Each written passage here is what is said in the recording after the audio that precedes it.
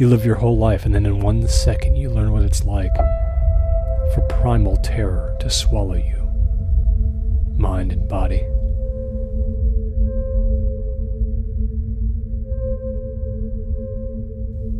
He was standing in the hallway, lit only on his left side by the bulb.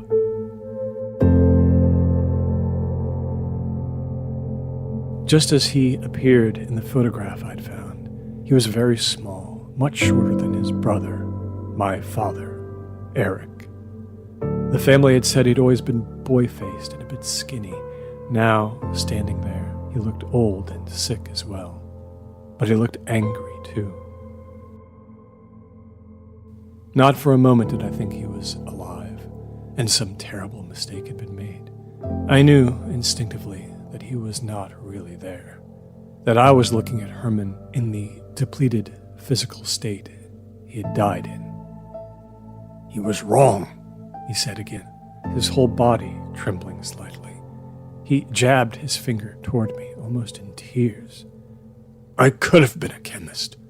I had the grades." I think I tried to speak then, but wasn't able. Uncle Herman kept his finger pointed in a threatening way, as if it were up to me to change the past. He turned with creaky slowness and took a couple of steps deeper into the hallway toward the kitchen, leaving all light behind him, becoming a silhouette. He turned back just before he reached the threshold of the other room. His face was a black blur, but his voice was still clear. "There's a fourth body, you know," he said, voice hoarse. "Shovel still in the shed." Knife Point Horror. Tales of supernatural suspense written, produced, and narrated by Soren Narnia. Now transmitting from SpectreVision Radio, anywhere you hear podcasts. When you have a sec, please rate and review us on Apple Podcasts, Spotify, or wherever you listen. Thank you from the bottom of our dark little hearts.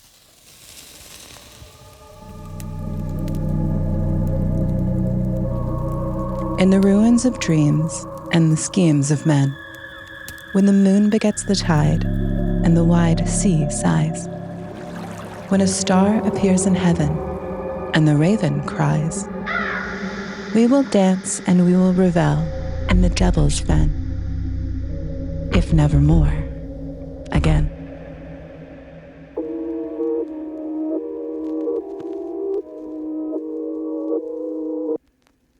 Welcome to the world beyond the veil. This is Geist.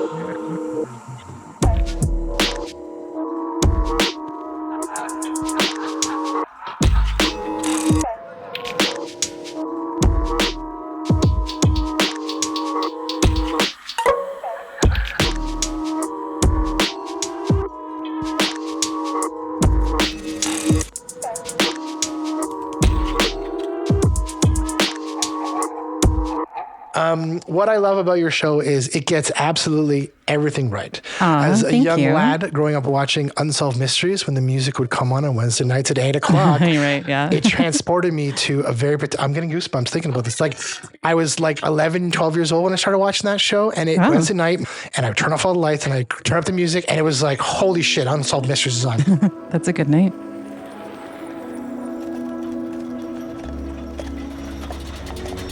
I have always wanted to live in a castle.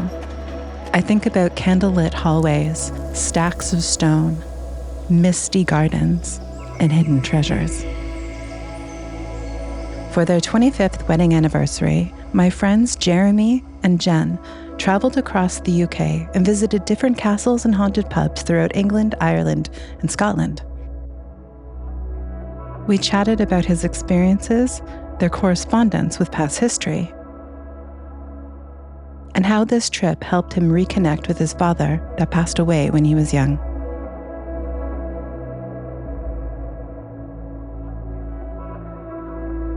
So having our 20-year dating, 10-year wedding anniversary coming up, about a year prior to that, my wife suggested that we take a big trip. to the UK. We had both always wanted to see England, Scotland, and Ireland. I'm Irish. I have some family there. Jen's a big fan of Scotland in general. It was a bucket list trip for my wife and I, and I wanted to go to somewhere where my dad lived and when he was a young teenager and told me all about growing up. Little did I know how big it was going to be. It ended up being 24 days. We were on the road, which is a long fucking time to be away from home, from your kids, and from your life. But it was a lot of fun. We decided to start in England and then travel into Scotland and Ireland. And my only stipulation was, as I'm a big fan of the paranormal and ghosts and horror movies and all those things, my wife is not. She's not into the scary stuff. But I said, if we're going to go to these places and see castles from the TV shows and movies that you're into, I said, we definitely have to go to haunted locations. And to my surprise, she was like, 100%. We're just going to visit the castle. She's like, no, we can actually stay at some of them. I go, oh, so we can actually sleep in haunted castles? She's like, yes. I'm like, let's fucking go.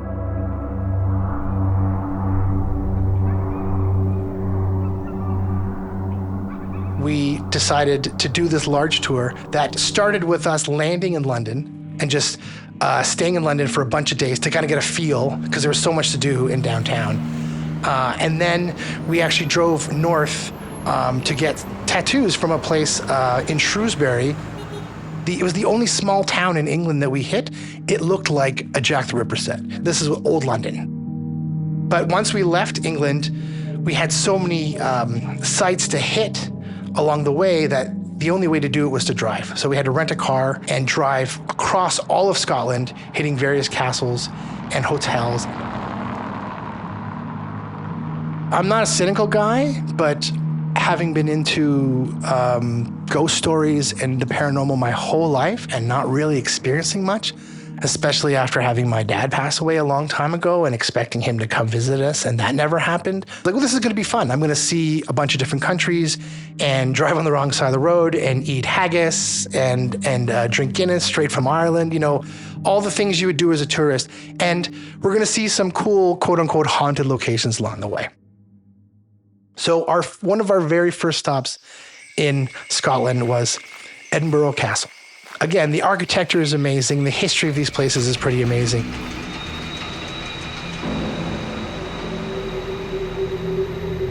Edinburgh Castle has numerous haunted stories. The Headless Drummer Boy, a drummer boy who was seen circling the castle courtyard and drumming. When staff realized he had no head, they became frightened. His appearance shortly before Oliver Cromwell's siege in 1650 is said to have been an omen for an impending attack. His drumming can still be heard, especially once the castle is closed. The Phantom Piper. A young boy was sent into the underground tunnels to play his bagpipes so people could follow his music and map the tunnels. The music stopped abruptly, and the boy was never found. It is said that his ghostly pipes can still be heard in the castle. The Grey Lady. The ghost is believed to be a young noblewoman who died of a broken heart after her soldier lover was sent to battle and never returned. She is often seen near St. Margaret's Chapel, where visitors have reported feeling cold and seeing her in prayer. But when we were touring in that castle, we were walking through the jails, which was insanely fucked up how these prisoners were tortured just as per the norm. It is said that over 300 people were executed for witchcraft. Many were women, but sometimes men were also accused of witchcraft. During the 16th century, Edinburgh Castle executed more witches than anywhere else in the whole of the country. There's pictures, photographs, a list of the prisoners who stayed there and things that happened. It's pretty messed up and depressing to what these people went through.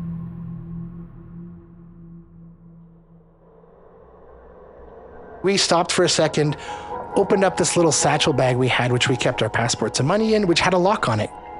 My wife kept the bag really close to herself the whole trip, and she took it off and gave it to me to grab some cash, because I think we were gonna buy a couple coffees at the gift shop. Closed the bag, locked it up. The locking device was just 3 numbers that you had to set a code to, and whenever I would close it, I would just spin the wheels to lock it. Later on, we were sitting down eating, and she's like, "Oh, that's cute." And I'm like, "What's cute?" She's like, the code you said. I'm like, what are you talking about? She's like, "The number you put on the bag." I'm like, "What number?" She showed it to me. It said 666. We both laugh. I said, "Dude, I didn't do that. I said, "That is funny. I wish I thought of it." But I said, "No, I didn't do that." She's like, "Okay." We thought nothing of it. The next day, we were touring a cemetery still in Edinburgh. And I don't remember why it came up, but my wife made a joke saying, if the next time I open this bag, it says 666 again, I'm throwing it in the garbage. About an hour or so later, we were sitting inside the Frankenstein pub, having a drink, and Jen goes to open the bag, and all of a sudden I could just see this look on her face like something's up, and she shows me the bag. And this time it says 696. So not exactly the same number, so we don't have to throw the bag out, but it was a funny introduction, that's for sure. We went to a place called St. Kevin's Park. So the very first night that we landed in Dublin, we booked a ghost tour, which just basically puts you on a big, a Greyhound kind of bus and tells spooky stories inside, but takes you to historically haunted locations throughout the city. We got off, and this park was locked up. So it's a public park, but you have to, it closes at 5:30 at night. You can't get in. And there's a big wrought iron fence and a chain lock on it. You can't get in. So we had access because we were part of the ghost tour. And when you go inside, he starts to tell you the history of the land. So that land is actually 1,000 years old and was once the site of a church and an archbishop who used to preach there. This was, I guess, in the 1500s. The Archbishop Dermot O'Hurley was tortured and hanged in June of 1584 for not renouncing his religion and opposing Queen Elizabeth I. The Archbishop and his followers were killed on that land. There's actually church ruins on there that are at least 300 to 400 years old. There's a second lock to get into the actual church ruins, which is just a couple walls that are still standing, like old cobblestone, half-fallen walls.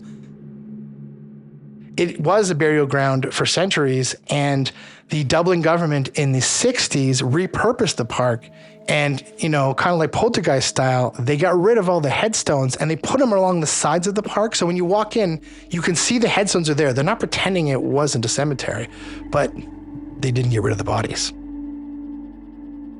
He kind of showed us where the sermons used to happen, where all the people used to sit.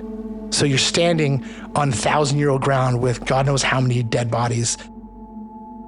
What was actually pretty common at that time, as this was a burial ground for centuries as well, was grave robbing for money. It was like a side hustle that people did. And he actually pulled out an old casket from at least 300 to 400 years ago. There's a little trap door right around where the face was. People used to dig up the coffin and put a big hook into the head and then drag the body.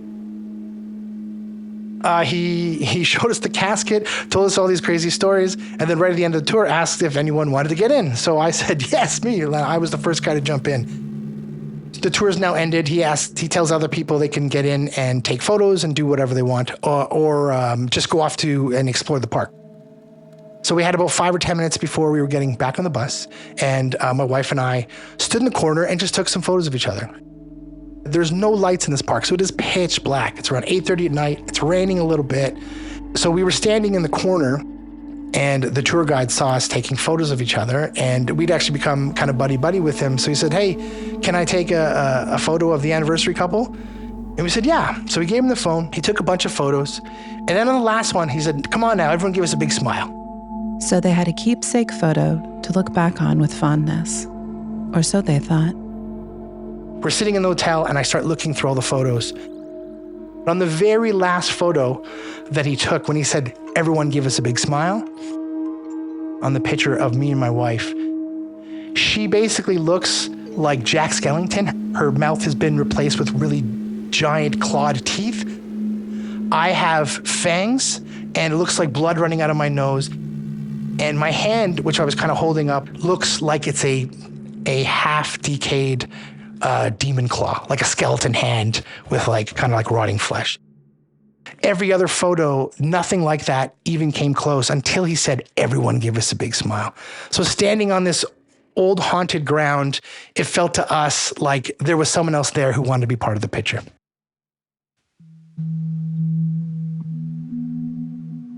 That event happened was actually 2 weeks into the trip. Along the way, we'd already slept in a couple haunted hotels and castles. My wife and I both noticed, in particular at some of these places, we were both having weird dreams. And my wife doesn't normally have crazy or fear-induced or that feeling of waking up in terror. The night that we were in Dublin, so our first night sleeping in Dublin, a couple hours after the incident in St. Kevin's Park, I had a really, really crazy dream. I had a power. I was filled with an energy. I dream a lot. I've never dreamt about having a power like this. When you're a kid, maybe you dream like you could fly, but this was different. Like I could cast fire, I could levitate things. I had infinite power over anyone around me. And I was like drunk with this feeling of like, you can't stop me. I asked Jeremy what he thought this dream meant. The connection for me was when we were standing in that graveyard, let's not use the word possession here, but if we were a vessel for something else that was there in that photo where we both look like demons, I felt something that night. One of the other highlights on our trip was actually in Scotland. And this was in a town called Dingwall, and we stayed at a place called Tulloch Castle. Tulloch Castle's history dates back to at least the 12th century. Throughout its history, the castle has been a family estate, a military hospital, a student hostel, and is now a hotel. Tulloch Castle's haunted history includes the famous Green Lady, believed to be Elizabeth Davidson, who died after a fall down the stairs in the 18th century, possibly after witnessing her father with a maid. The castle is reportedly haunted by other spirits too, and visitors have reported paranormal activity like strange bangs, moving lights, and a feeling of being watched. And we slept in room 15, which was actually at the top of it. That turns out to be the haunted room in that location. Girl was murdered by her father. Her name was Elizabeth. And the story here is that she stumbled upon her dad having an affair with one of the housemaidens. On the official record books, she tripped and fell down the stairs and died. But anyone who's any sort of historian has said that this is not true and that she was pushed. And we found out after that we were actually sleeping in her old bedroom. Jeremy's dreams continue to ramp up. Really, really strange dreams that night. Both me and my wife woke up. And it's like you'd have one weird dream, you'd fall asleep, and then you'd have another one. Like it was not just one weird thing, and then you're just having a regular, boring dream you don't remember. I bought a new phone before we went on the trip, and I also bought a GoPro. Never had any technical issues with either. And as someone who works in tech for over 20 years, I know, things can freeze. Sometimes they just don't do what they're supposed to do. Something interesting that happened in the Green Lady's bedroom that we didn't know was haunted at the time was I set up the GoPro to do a time lapse while we were sleeping. I was laying there kind of just playing on my phone, getting ready to go to sleep. It turned off. It wouldn't record anymore. When we were leaving the next day, we were talking to one of the people at the front desk, and we said, hey, we heard some knocking last night. Was that the Green Lady? Kind of making a joke. And she kind of giggled like, yeah, probably. The woman at the front desk asked them if they had visited every room in the castle. Have you seen the Great Hall? I said, what's the Great Hall? And then she took us back upstairs to a hallway we hadn't seen. And then we walked into this really old room that had all original wood on the walls, and the furniture was from about 300 years ago. There was a chair sitting against the window, which looked like it's, straight out of Game of Thrones. And I told my wife, you should go sit in that. She sat in it, and all of a sudden, it's really hard to explain. I didn't really notice it while I was taking the photo. She sat in the chair and sat really still for about 5 minutes while I took a bunch of photos. I have been with my wife for 20 years. I've taken at least 1 million photos of her. And the photo that we got is her sitting locked up, hands straight at her sides, and looking dead center into the lens.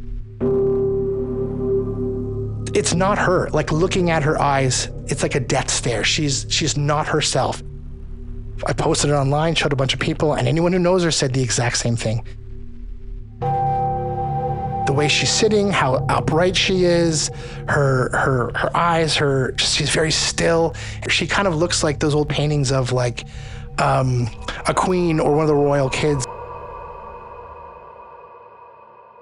The history of the ghost in this castle is of a little girl who's 13 years old. And there's actually a painting of her on the wall of the whole family that everyone else in the painting is kind of looking over to the sides, but she's like the artist, the way they capture this is she's looking directly at you, and no matter where you stand in that room, and trust me, I stood in every corner, she's looking at you dead in the eyes. Her father, who murdered her, was also in this photo, and they actually painted him out. So there's a big, I've never seen this before, there's a big black spot painted behind where Elizabeth was standing in that photo. More after this.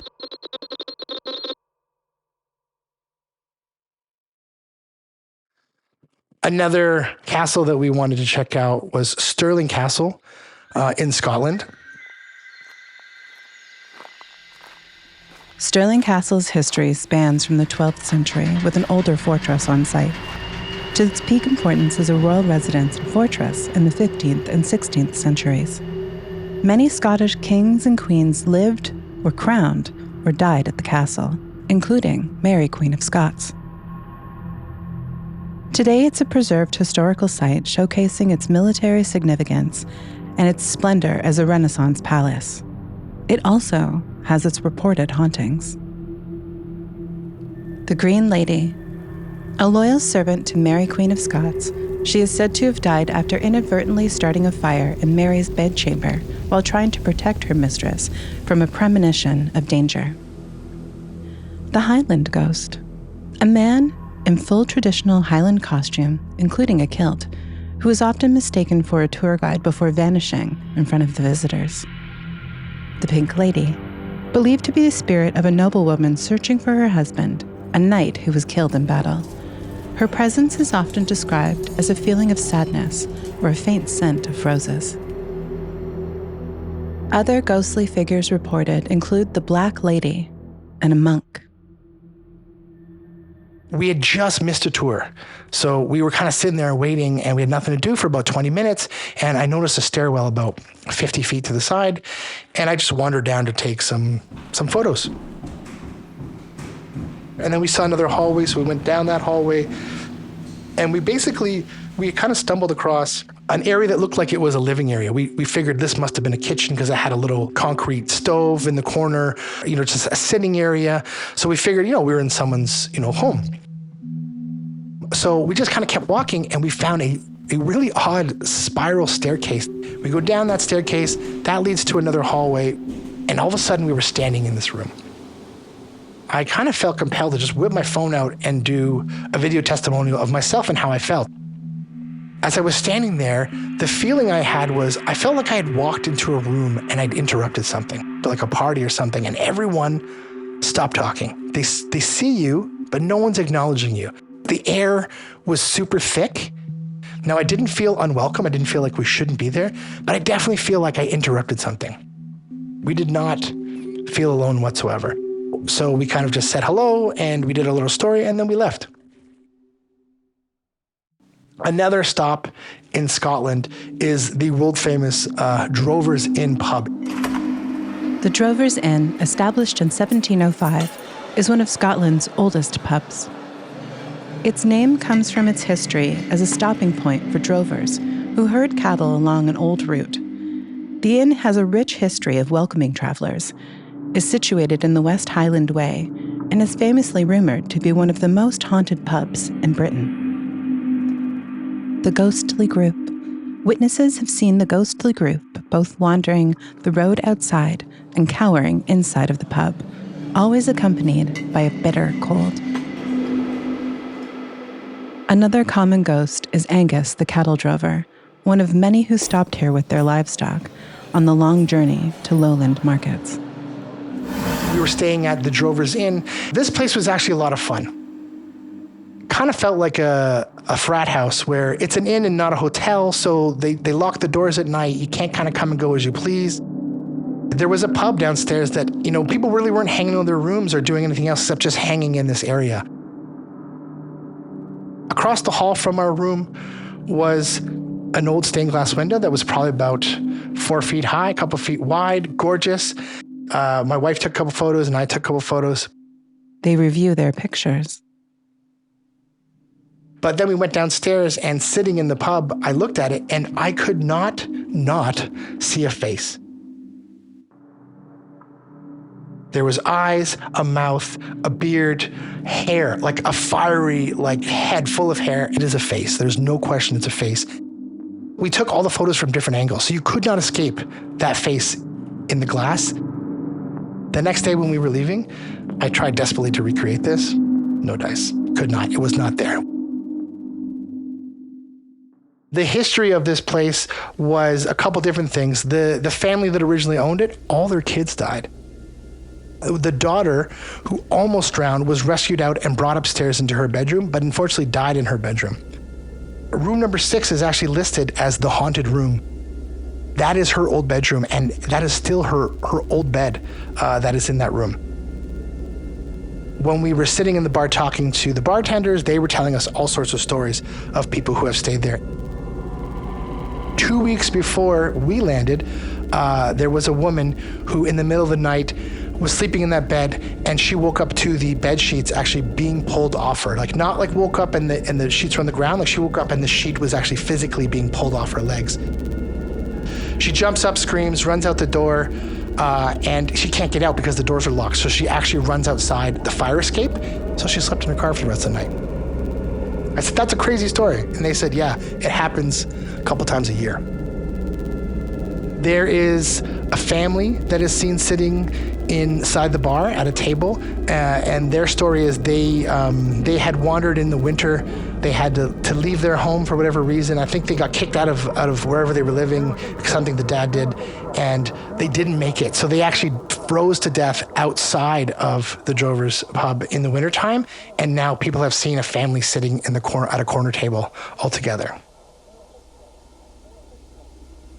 So the term drover comes from, that is someone who herds cattle and sheep, because it's kind of in the middle of nowhere. It's just surrounded by land and nothing else, one road. So it was a pretty common place to stop when you were kind of maybe crossing land and you needed a place to eat and sleep. A guy who had herded his cattle and left them outside. So while he was inside getting too drunk and not paying attention, all his cattle was stolen. He left his village to sell that cattle to make money, and now he realized that he had to go back and explain to everyone that they kicked him out, so he plotted revenge. Because he was a bit of a drunk, he kind of spoke openly about this story too many times.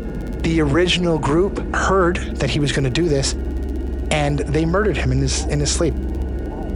So people see this guy sitting pissed off who's lost his castle and plotting revenge. After a long night, my wife went to bed, and I kind of stayed around for one more drink, and I started talking to this other couple. And he turns to me, he's like, so, did you see any ghosts? And I laughed, and I told them about the stained glass window upstairs, and they didn't see that. And they said, where else have you been? And I said, actually, we were just at Stirling Castle yesterday. And he's like, oh, we were there too. Did anything happen there? And the way he said it, I could tell he was fishing. So I told him about a room that we found. He's like, did you go down a spiral staircase? I'm like, I did. He's like, well, I'm like, so what did you feel? He's like, I felt like we were being watched. I said, you interrupted something? You walked in and there was people? He's like, yes.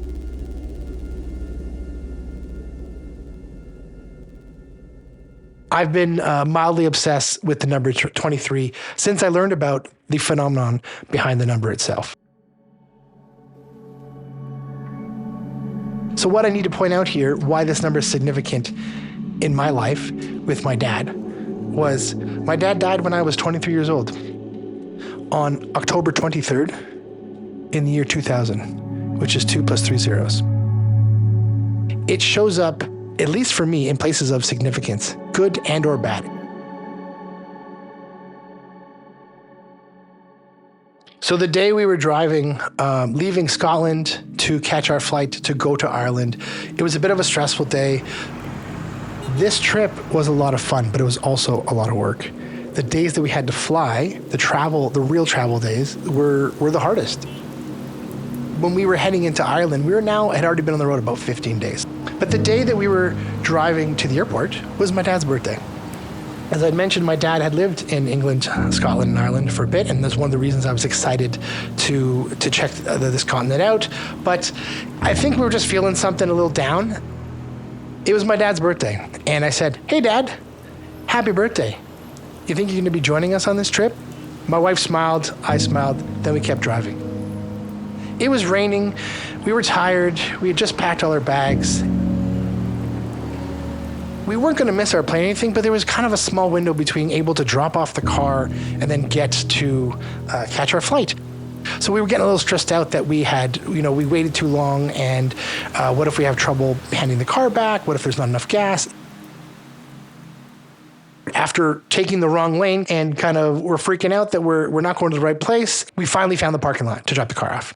The very first parking spot that we saw was parking spot number 23. Heading into Ireland, we kind of needed a little, I think, guiding light. And my dad showed up.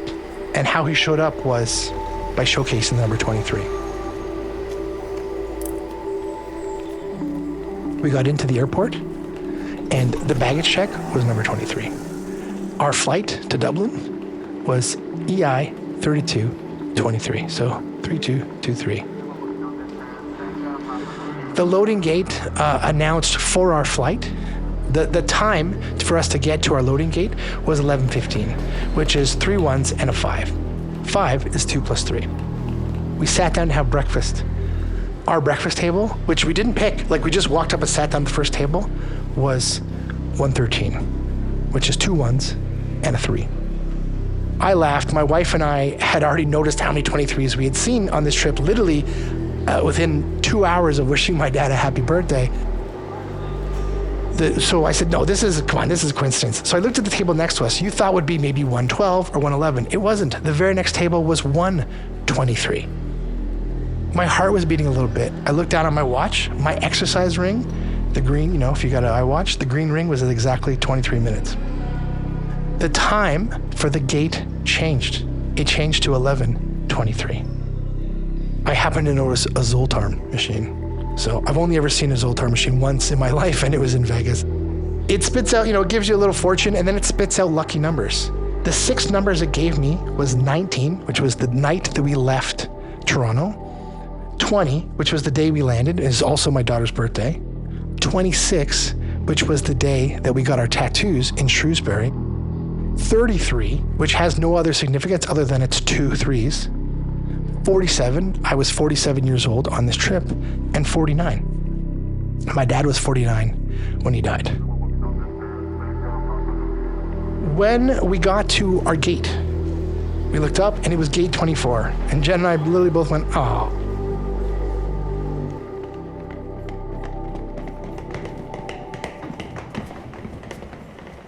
So we're sitting waiting for the plane. Actually, I started to look around. I'm like, where is gate 23? I don't see it. So I wandered over to gate 24, and in the airport was a slot machine.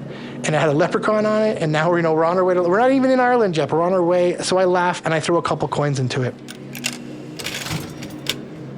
I don't remember how many times I spun the thing. I won a few coins back, but when it spit out the coins, it paid out €3 and 20 pence. And it dished it out in 2 silver coins and 3 gold and silver coins. While we were in Ireland, we went to the Dark Hedges, which, if you've never seen it, is a long road full of 300-year-old trees that are absolutely massive. It's been in Game of Thrones and a bunch of other shows. Truly an amazing sight to see. And as we were standing there, I was looking around, I'm like, how many trees are actually on this road? And I walked closer to one and I thought, oh shit, there's a little number on it. It was tree number 23. Our flight home from London to Toronto was flight TS 123. When we were home, when I was putting the list together and trying to figure out how many times we'd actually seen this number on the trip, it dawned on me that the date of my dad's death anniversary was around the corner. And during this trip, he has been dead exactly 23 years. My birthday is December 31st. So 12 and 31. So a 1, a 23, and a 1. And hold on, I'm born in 1976. Right. Add those up. No way. You're joking. 1 plus 9 plus 7 plus 6. It's 23. This is wild. But I've been looking for a connection to him, for him to come back to us, for some sort of phenomenon to show me that he's out there and looking after us. And you know what? I'm sure there were moments that I've missed, maybe. But I kind of thought it would be something more obvious. There is no question that us on this trip, driving to an airport to fly to Ireland, somewhere he talked about a lot and loved, that he appeared and guided us the entire way, which means he might have been there the whole time. But until I actually reached out and said, "Hey, Dad, happy birthday! You gonna come see us?" He came back and he said hi. So I was on this trip during his birthday, and I got to hang out with him for the first time in 23 years.